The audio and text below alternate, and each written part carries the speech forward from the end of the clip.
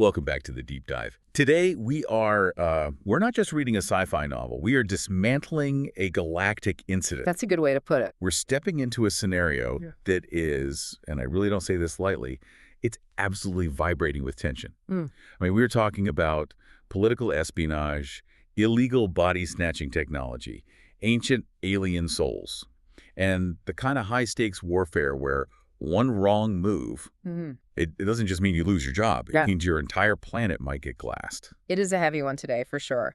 We're looking at Echoes of Insurrection by T.A. White.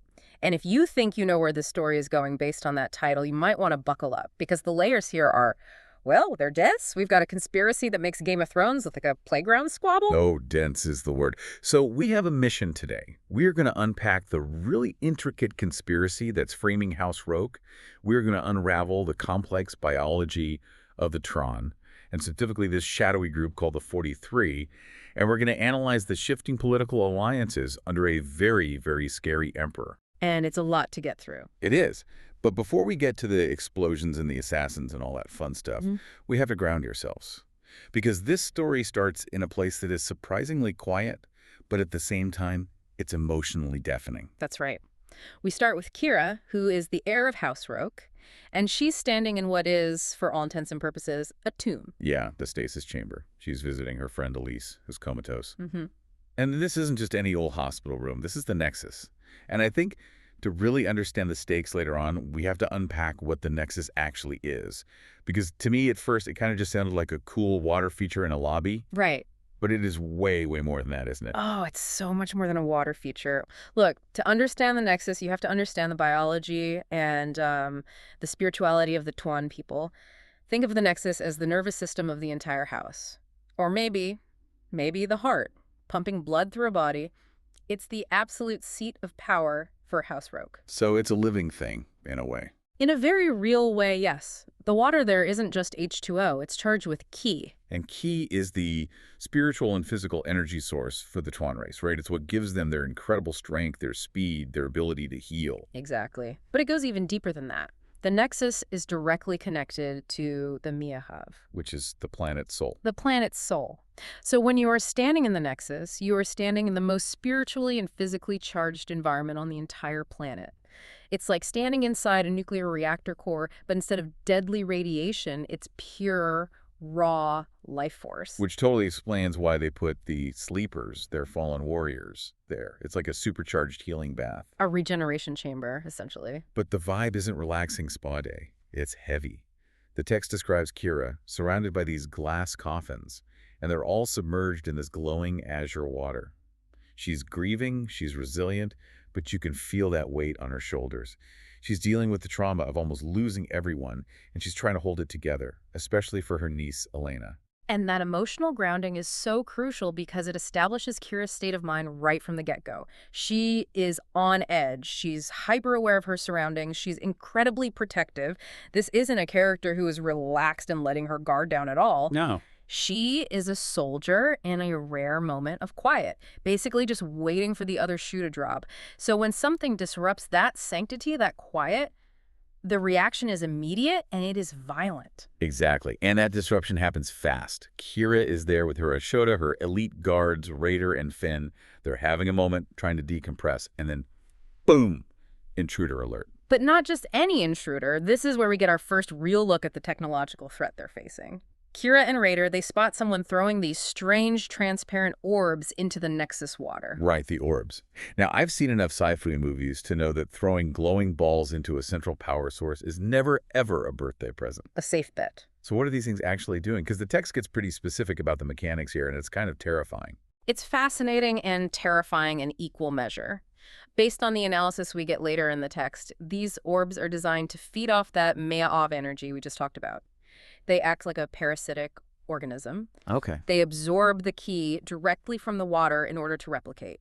So you throw one in, it feeds, it splits, and then suddenly you have 2, then 4, then 8, and it grows exponentially. So it's a virus, a physical energy-eating virus. Precisely. But they don't just multiply. I mean, that would be bad enough, just clogging up the works. But these things are smarter.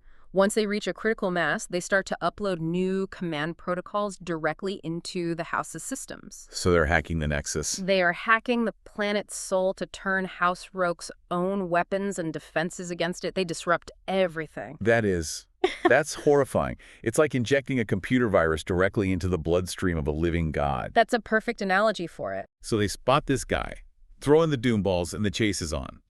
Finn, one of her guards, he just dives right through these massive waterfalls to catch the guy. And we learned earlier that the water in the Nexus is so charged with Pier that it's like stepping into a lava field if you aren't trained for it. It creates a massive uncontrolled surge of Pier. It can damage your mind, your body. It's sensory overload multiplied by 1,000. Wow. So Finn diving through it shows just how desperate the situation is. It's a save the ship or die trying kind of maneuver. Sure. But despite this absolutely heroic effort, the intruder gets away, and this leads us to the first major mystery of this whole deep dive. The chase leads them out of Roka territory and straight to the Shining Palace. This is the Emperor's turf, the big leagues.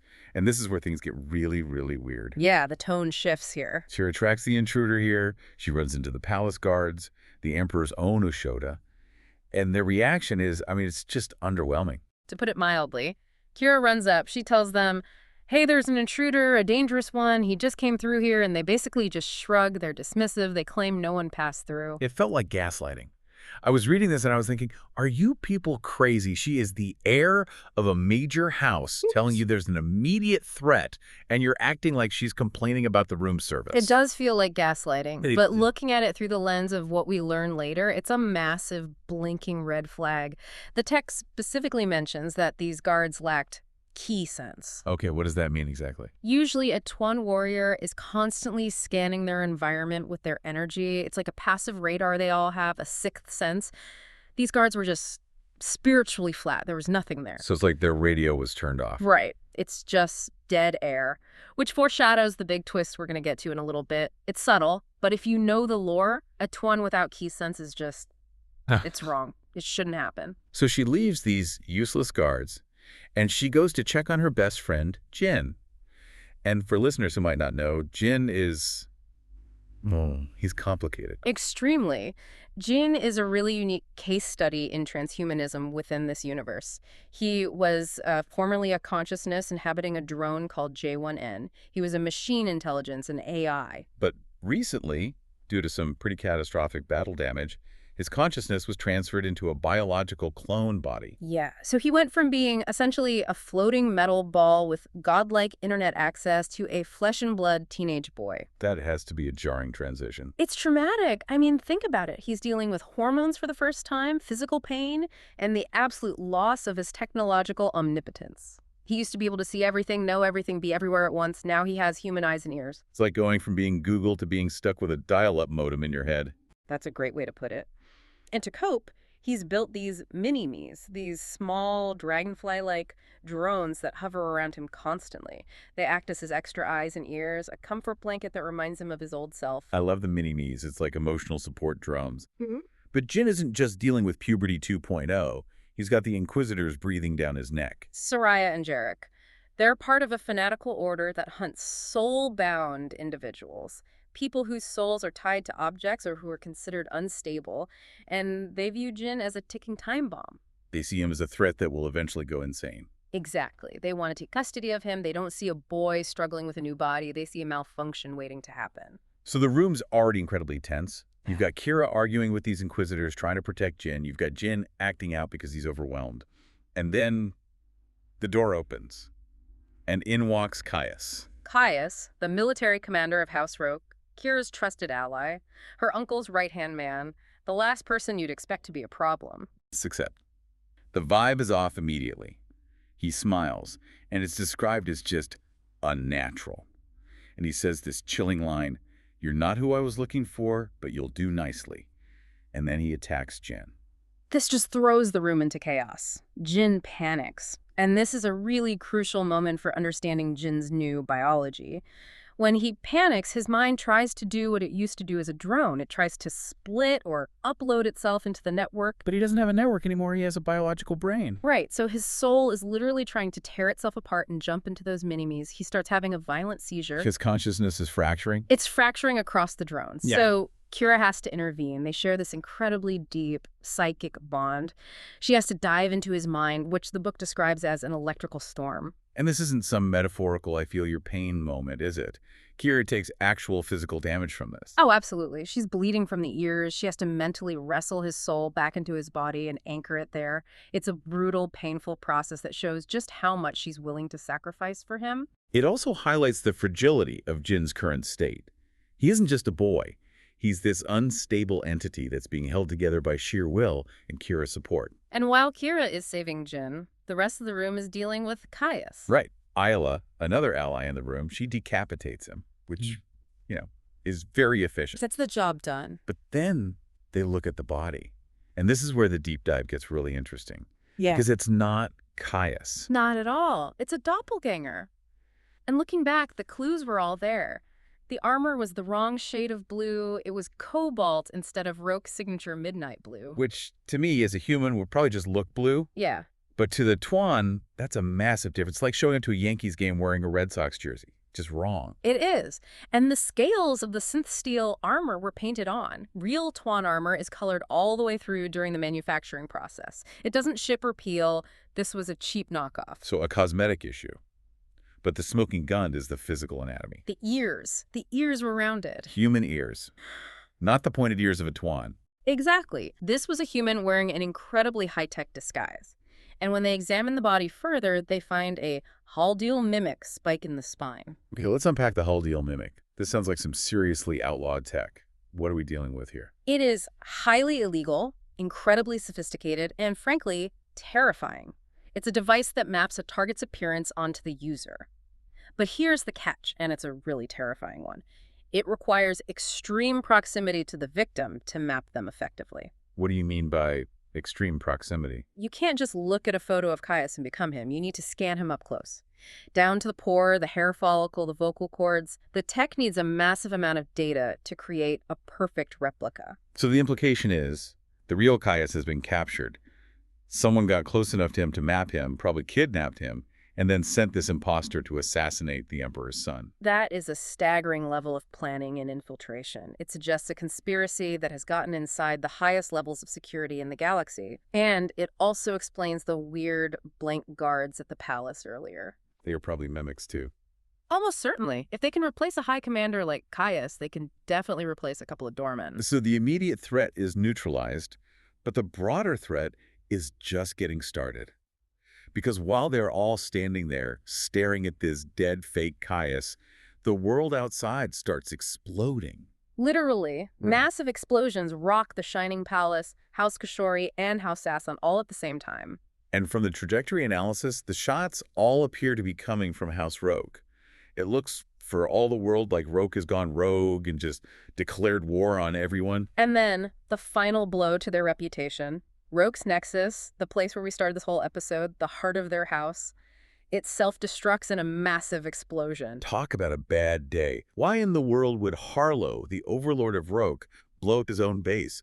That looks incredibly guilty. It's like yelling, "Oh, look, I shot at you, and now I'm destroying all the evidence." It does look like guilt, and that's exactly what the enemies of Rogue are going to claim.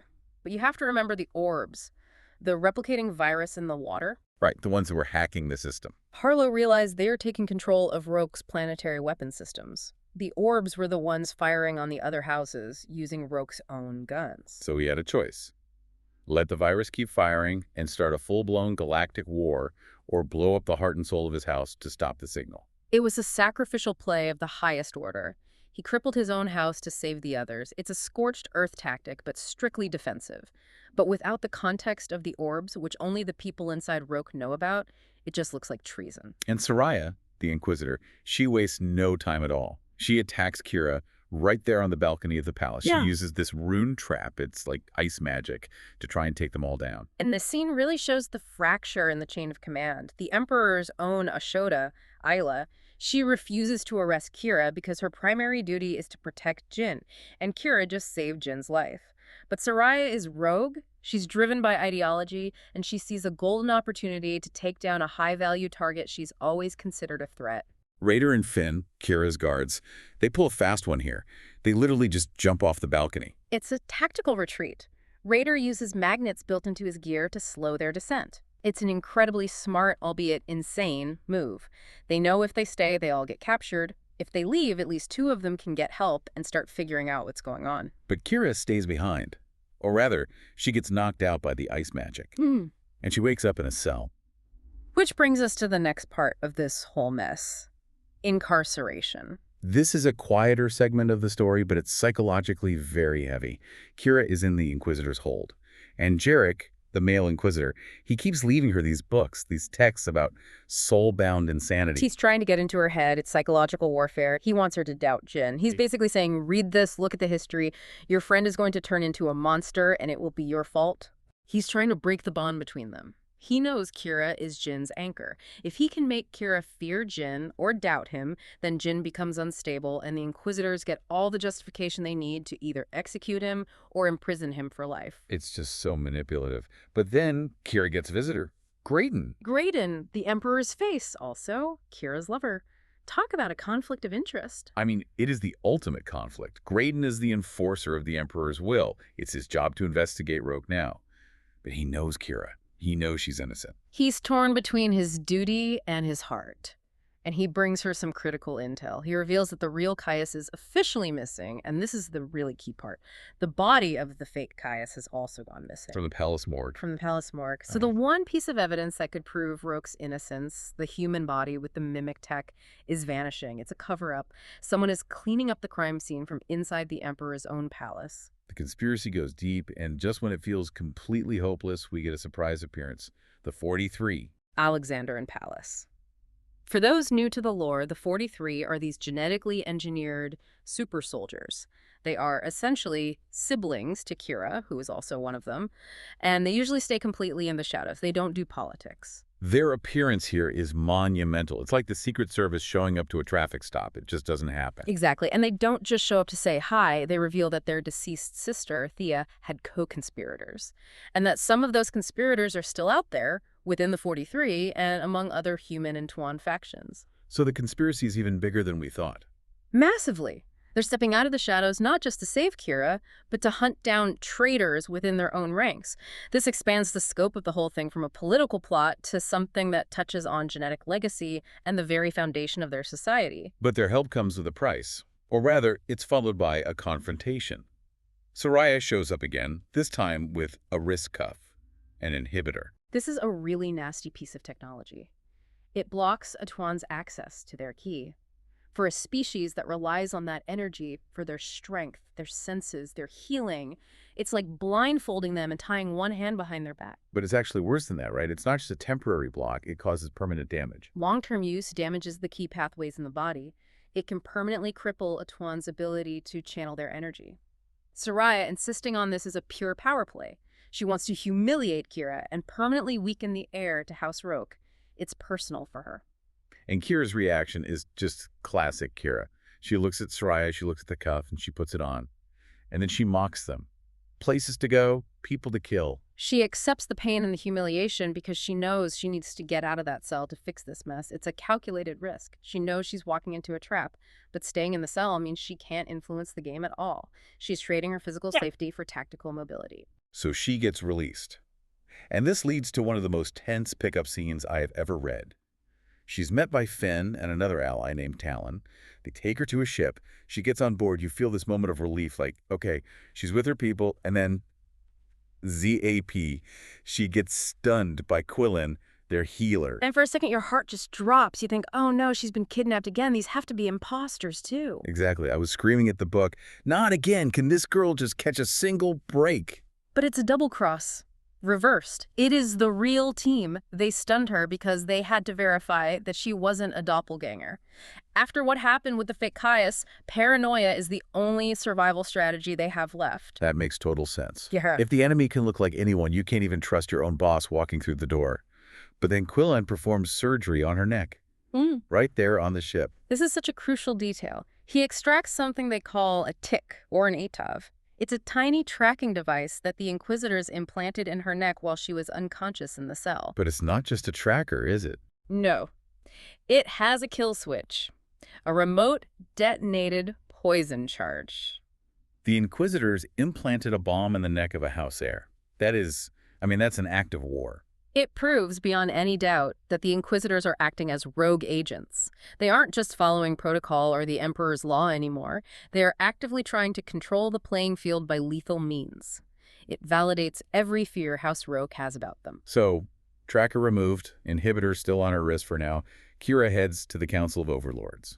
And this brings us to the next big segment, the courtroom drama. The setting is just dripping with tension. You have the Emperor, Torvald, presiding over the whole thing. You have Harlow, representing Roke, but he's completely isolated. And then you have the other overlords. Right. There's Elias of House Denai, who is just aggressive and immediately starts accusing them. There's Helena of House Kashori, who's more suspicious and calculating. And Lingara of House Luatha, who is Kira's cousin and is trying to stay neutral but is clearly very cautious. And Elias is just hammering Harlow from the start. He's accusing Roke of treason, of trying to destabilize the Empire. Harlow is trying to de-escalate. He offers these massive reparations, a whole planet, lucrative trade routes, apprenticeship spots for their children. He's basically saying, look, I know how this looks. Take all this stuff. Let's just have peace. It's a desperate move. Harlow is trying to buy time for Kira to figure out what's going on, but Elias isn't having it. He wants blood. And this is where Jin crashes the party. I love this part so much. Jin walks in with Kira, and he's playing the role of the scared child to perfection. He's hiding behind Kira, clutching her clothes, looking terrified. It is a brilliant tactical manipulation. He knows the overlords see him as this fragile kid because of his new clone body, so he leans into it. He completely disarms them. He makes them underestimate him. But while he's acting all scared on the outside, he's whispering these snarky, sarcastic comments to Kira the whole time. He's mocking them. But then Elias makes a mistake. He insults Jin directly. A very big mistake. Because that's when Torvald, the Emperor, finally speaks up to defend his son. And he drops a bombshell on the entire council.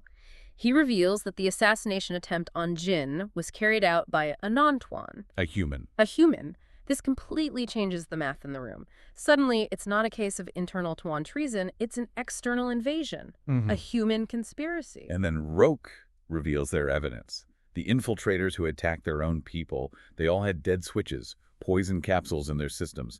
They killed themselves before they could be interrogated. And right on the heels of that, House Luatha reveals their star maps, the ships that attacked everyone and then fled the system. Their FTL trails lead straight to one place. Consortium space. Human territory. Human territory. And suddenly all eyes in the room turn to Kira. Because where did Kira grow up? The Consortium. It's the perfect frame job. Use human tech, like the Mimics, have your ships flee to human space, and then pin it all on the one Tuan heir who has deep, known ties to humans. It leverages the inherent xenophobia of the Tuan High Council against Kira. Helena of House Kashori basically says, well, isn't that convenient? But Kira fights back. She points out that the infiltrators died everywhere except at House Roke. The fake Caius escaped. Why? Because someone wanted him alive. Exactly. To continue the frame job, to make Roke look complicit. It's a valid argument, but logic doesn't always win in politics, especially when people are scared and angry. They need a scapegoat. Which leads directly to the Emperor's verdict. Torvald has to make a ruling, and to start, he does something, well, heavy. He crushes the entire room with his Kai. It's a massive display of dominance. Oh yeah. He silences all the dissent physically. He reminds every single person in that room that he isn't just a judge, he is the apex predator. And once he has their complete attention, he appoints Graydon to lead the official investigation into Consortium space. Which sounds good for Kira, right? Since Graydon is her ally and lover. But there's a catch. A big one. Torvald explicitly forbids House Roke and Kira personally from joining the investigation. He has to, doesn't he? Politically, he can't look like he's favoring Roke, the prime suspect. He has to sideline them to keep the other houses from rebelling. If he lets the suspect investigate the crime, he loses all credibility as a neutral arbiter. It's a calculated political move to maintain stability, even if he privately believes they're innocent. So Kira is grounded, banned from the one place she needs to go to clear her family's name. But the story doesn't end there. We get this private meeting between Jin and Torvald, father and son. And this was... wow, it was tense. It was a clash of ideologies, a clash of past and future. Jin wants to keep his independence. He wants to keep his tech, His mini-me's, his gadgets. He clings to them because that is who he was. He was a machine. And Torvald wants him to embrace his new nature as a Tuan, to use his innate power. And Torvald does something shocking here to make his point. Jin tries to use one of his robotic scouts, a little thing called a silver scorpion, to spy or defend himself, and Torvald just disintegrates it with his mind. He just erases it from existence with his K. It's a very harsh lesson. He's telling Jin in no uncertain terms, stop relying on these toys. You are powerful. You are my son. You need to learn to use your biological power, your Pi. It's a symbolic death of Jin the machine, forcing the birth of Jin the man. That is tough love, galactic emperor style. He's Yes. forcing Jin to evolve, whether he wants to or not. And they do strike a deal. Jin agrees to undergo training in how to use his ki if he can keep Dylan, his chosen human guard. It's a small victory for Jin, a little bit of agency, but he's clearly shaken by the whole encounter. He runs away from the emotional moment. Torvald starts to say, the day I lost you was the worst day of my life, and Jin just bails. Yeah. He's not ready for that emotional But battle. he is ready for rebellion. The cliffhanger is just perfect. Kira is officially banned from the investigation. She's stuck. But Jin whispers to her, if you leave this planet without me, there will be consequences. They are totally going to disobey the Emperor. Without a single doubt, they are going to consortium space with or without permission. So let's unpack the big mysteries that are left hanging on the table here. First, who is the mastermind? Who has access to Haldeal mimics, consortium space, and the internal schedules of the Tuan High Houses? It has to be someone with deep resources and, like you said, a foot in both worlds, the Tuan Empire and the human consortium. That's a very short list of suspects. Second, and this is a big one for me, where is the real Caius? Is he even still alive? Is he being held hostage to be used as leverage against Roke later on? Or is he a traitor? We don't know. And third, what is the agenda of the 43? We know Pallas and Alexander are involved now. They are hunting a traitor in their own ranks. How does that connect to the attack on the palace? Is it the same conspiracy or two different plots that just intersected? It really feels like House Roke is being systematically stripped of everything.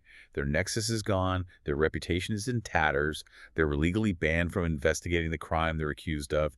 They are being cornered. And a cornered animal is always dangerous, especially when that animal is a phoenix, metaphorically speaking, which is House Roke's symbol. They're known for rising from the ashes. And let's not forget the psychological aspect of all this, especially for Jin. He's shifting from a machine to a man. That scene with the scorpion, it feels like he's losing a fundamental part of himself to gain something else. But is it something he even wants? Identity is the core theme here, I think. In a universe where your face can be stolen by a mimic, where your soul can move between a drone and a biological body like Jin's, what makes you you? Is it your appearance, your memories, your technology, or is it your loyalty? That is the question to ponder as we wait for the next installment. Because if Kira and Jin are going rogue and defying a direct order from the Emperor, the definition of loyalty is about to get tested in a very big, very violent way. Indeed. And I have a feeling the Emperor's ban is going to be treated more like a strong suggestion. A very loose suggestion. That's all the time we have on this deep dive into Echoes of Insurrection. We'll be watching the stars and the shadows for what comes next. Thanks for listening. Until next time.